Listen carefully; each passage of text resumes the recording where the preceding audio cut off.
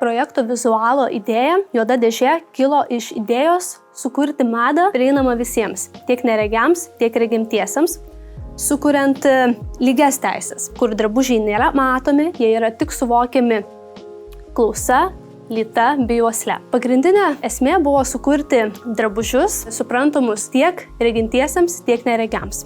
Todėl turėjau eliminuoti vizualą. Eksperimentų pagalba aš sukūriau taktilinės medžiagas, naudojausi užtrauktukais, vinelėmis, plunksnomis, statybiniu glaistu, kempinėmis, kad sukurtų kuo skirtingesnį lytos pojūtį. Visko, ko mes nematome, mes suvokiame per pojūčius, vaizduotę bei prisiminimus, o jie sustiprėja tamsoje ir taip sukuria naujas patirtis.